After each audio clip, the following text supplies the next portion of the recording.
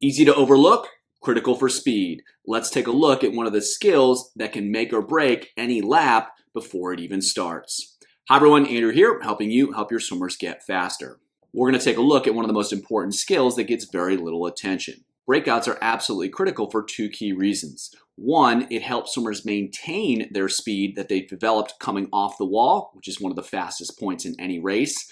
And it helps swimmers get into their stroke as quickly as possible. If they're unable to do that, that's going to have a negative impact on the rest of the lap. So when it comes down to it, there are two key skills that swimmers need to execute in their breakouts. They need to transition to the surface in a way that maintains as much speed as possible, and they need to find their rhythm as fast as possible once they start swimming. Let's take a look at some great breakouts in elite freestylers. So we'll start off here with a 50 freestyle, and what we're going to see are two things. One is that there's no hesitation to get into the stroke, and so he's into his rhythm right away. And the second thing is that everything is moving forwards. And so if you watch his head here, it's never going to really come out of the water. Everything is going to be moving forwards.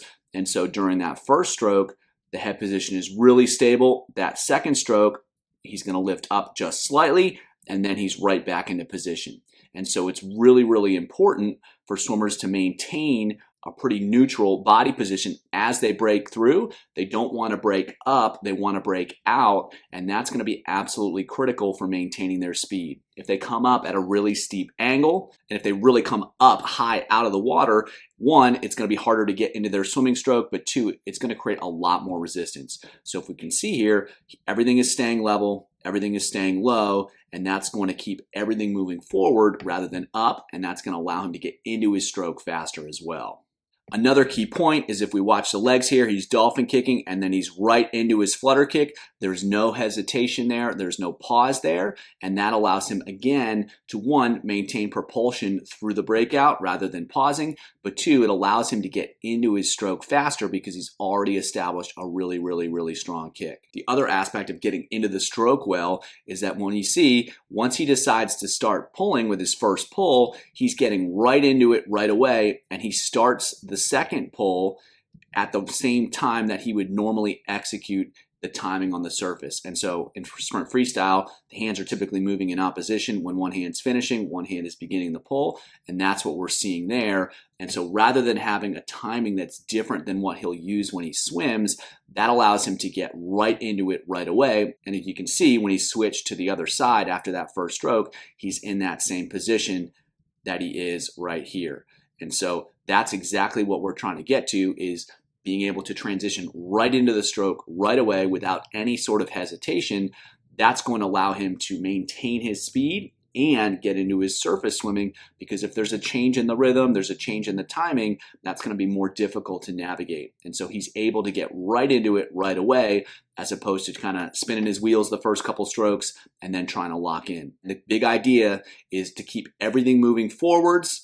There's no gaps in propulsion in terms of using the legs or the arms, and then getting into the swimming rhythm as quickly as possible. And then one last point, as we saw on his second stroke, there is a little bit of an elevation as he presses through here. And so some swimmers, especially powerful swimmers, that may happen to some extent.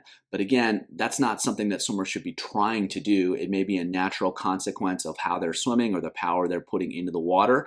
But it's not something that they want to try to lift up as high as they can, because again, they need to be moving forwards. Moving up is going to create unnecessary resistance, and it's going to prevent them from getting into their swimming as quickly as possible. Next up, we'll take a look at a distance swimmer, and it's going to be a little bit different in terms of the strategies they use, but the overall approach, the overall principles are going to be the same. And so there's going to be a relatively smooth transition to the surface and then right into the stroke as quickly as possible. So if we watch this first stroke cycle right here in terms of the rhythm and the timing, it's pretty much indistinguishable from the second one and the third one. And so she does an excellent job of getting right into the stroke right away, finding her rhythm right away. And when she's swimming at the surface, once she starts that second pull, she's already horizontal on the water. She's already in position exactly where she needs to be, and she's able to get into the rhythm of the stroke right away. So she's going to be a lot less aggressive underwater. She's not trying to get into the stroke as quickly as possible, but what she's doing, because of the demands of the distance, is she's getting right into her rhythm, her efficient rhythm, as quickly as possible. And when she's underwater, she's trying to transition to the surface as smoothly as she can with as little little effort as she can. And if we watch as she transitions here, her body is completely horizontal by the time she starts swimming, and that enables her to get into the position she needs to do in order to go fast on the surface. And by transitioning to the surface horizontally as opposed to purely vertically, that allows her to maintain her speed as much as possible. She's not just coming up, which is going to be putting on the brakes. She's able to hold the position for as long as possible, which means she's going to be able to maintain as much speed as possible. So again, braking forwards, not up, maintaining the rhythm and getting into the rhythm as soon as possible, and breaking out in a way and in a position that allows her to do that. And so she's able to maintain the speed as much as possible. And if we look at the swimmer in the background, we're going to see the same thing. Again, she gets herself horizontal and she's right into her rhythm as soon as she starts swimming. There's no hesitation when she breaks out. There's no hesitation under the water. She's able to get into her skills right away. She's able to get into the body position she wants right away. And just like with the first swimmer, she's coming up here and she's horizontal, and she's already horizontal once she starts swimming. And there's zero difference between this second stroke and then what she's doing here on the fourth stroke, and then the rest of the lap. So again, finding a way to efficiently get into the body position and get into the rhythm as quickly as possible, and preferably at the first stroke, that's going to be really key for, one, maintaining speed, but especially with distance swimmers, it's maintaining efficiency because they're not fighting themselves as they start each lap. They're getting right into the stroke that they need to execute to go as fast as possible with as little effort as possible. One last swimmer here, and so the difference between the first two, this is going to be a 100-meter swimmer, so they're going to be breathing, but it's going to be at faster stroke rates, and this swimmer does something a little bit different with their dolphin kicks too that's also interesting. Again, it's going to be the same principles. Maintain speed by being continuous with the propulsion, by being good with the body position, and then getting into the rhythm of the stroke as quickly as possible. So with this swimmer, is going to take one more dolphin kick than a lot of swimmers do, so they're going to kick there at the end of the breakout, and the thing that they're doing is they're right into their swimming right away, and they're getting into their rhythm right away. There's zero hesitation. The other thing to watch is if we watch the head position, they're breaking forwards, they're not breaking out. And so he's doing a really good job of keeping his speed moving forward down the pool rather than coming up to the surface and then breaking through the surface and then going up rather than forward. And so this swimmer does a really good job of transitioning from that last dolphin kick and then right into the flutter kick. So there's zero hesitation, there's zero drop in propulsion from the legs. And then when we take a look at the upper body, once he takes that first stroke, he's right into his rhythm. Again, he's got his hands moving in opposition as most swimmers do when they're sprinting, and then he's going from that position as well.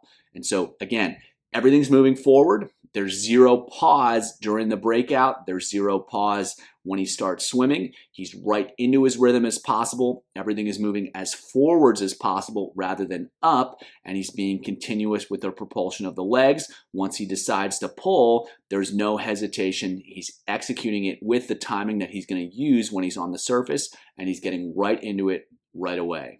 So while great breakouts may be difficult to do, they're relatively simple in terms of what swimmers need to execute to make it happen. They need to keep everything moving forwards, breaking out versus breaking up. They need to make sure that they're kicking in a manner that's conducive to the event. It's going to be more intense if it's a sprint as opposed to a distance event, but they need to be keeping the kick effective and maintaining their speed through that. Once they decide to swim, they need to be into their swimming stroke as soon as possible with the timing of their arms. That's going to allow them to maintain their speed as much as possible and then transition into surface swimming, which is ultimately going to get them to the other side of the pool. Now, before an effective breakout, swimmers have to be really good underwater if they want to create as much speed as they can. For more on how to help swimmers improve their underwaters, check out the video below.